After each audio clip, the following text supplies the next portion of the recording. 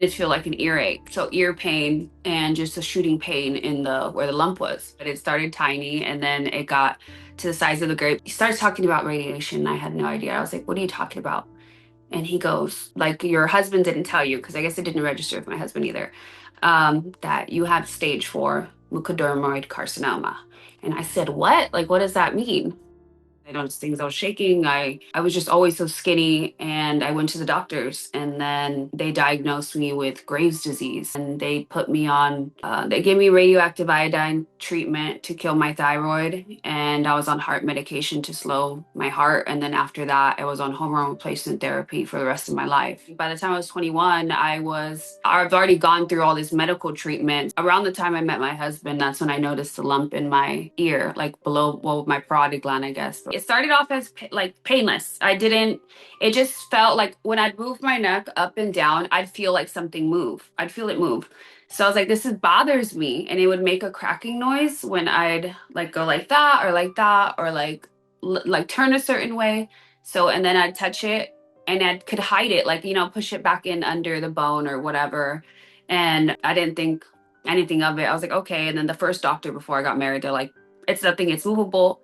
And I'm like, okay, I just let that be the answer, because I guess after my first health diagnosis, I was kind of like, okay, like I was just sure, I gotta want to go through another health thing. We went to our honeymoon, like our family honeymoon with our son, though, in September of 2022. And I just didn't feel good the whole trip. Like I couldn't really enjoy it. And it started hurting. Like I'd touch it and it like hurt. And then it'd feel like a sharp pain, sometimes consistent, sometimes not.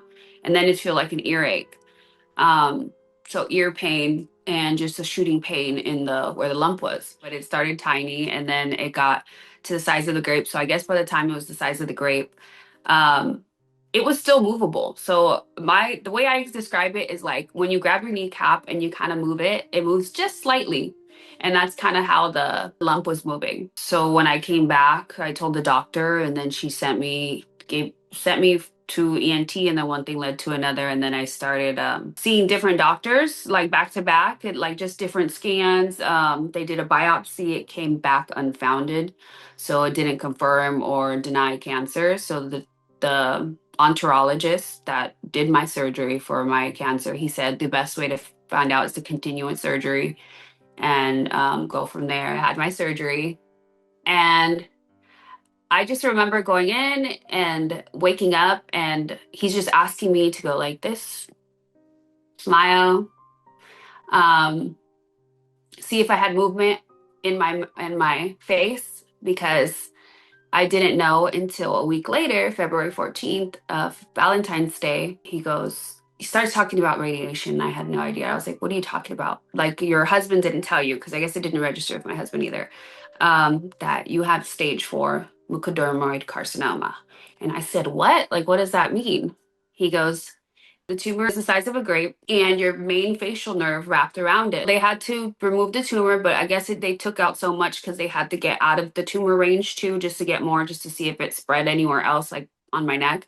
So they had to do a fat graft and a nerve graft. That's why now when I smile, it goes like this, or I just don't have feeling in the side of my face right here. It feels more numb. Um, and my ear doesn't feel like my ear. So he said that the only option for you is radiation. That I have a chemo resistant cancer, and radiation is the only option. And the best thing we could do for you is give you a better quality of life. I feel like I didn't even process it. I kind of just like, okay, the next step, like, this is what I need to do, this is where I need to go. And I felt like I was on autopilot the whole time. And I don't think it's until like now that I feel like I'm barely processing things, because when I'm thinking back, I'm like, I didn't even like it didn't register with me. I was scared in the sense that compared to the first time I did radiation, I'm like, okay, like I could do this, like, and then I'm like, this time I'm like, I have to raise my son. I'm learning how to survive this while also learning how to be a mother. That's what I guess the fear I had, like, how am I gonna do this and do this, like do these two things and get through it. I did 30 days of treatment every day, Monday through Friday.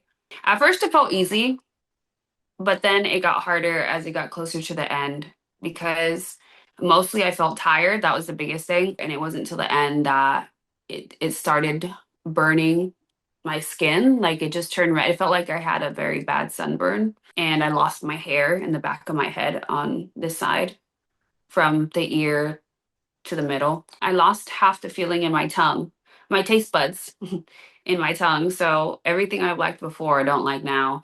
And I was mostly on smoothies. All I could drink was smoothies because chewing got impossible towards the end. And I have a lot of different things that I can eat or I can't eat anymore, um, because it just makes me feel like nauseous, like I just can't eat that anymore. So it's just navigating the change and figuring out who I was after all that and being more present. That was my biggest concern, being more present for my son. For my cancer, they just said that's it, there's radiation, and if it comes back, there's nothing more they can do. They put it as that the radiation put the cancer to sleep. So as long as the bear stays hibernating, then I'm okay.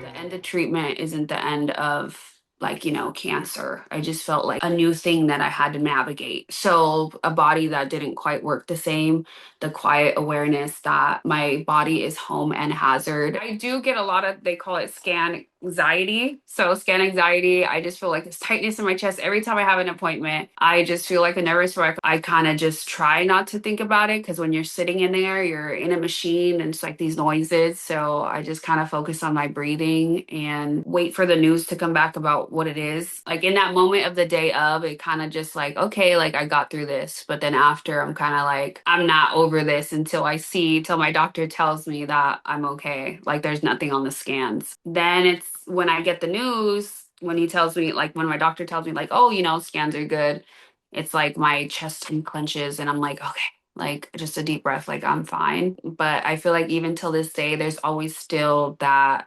voice in the back of my head saying like, but what if it's not fine? I feel like cancer, it's lonely. Like even if you have people around you, even if you have, support, it's just still lonely. Like you just feel like it's just you against the world kind of. Don't feel like you have to carry it alone.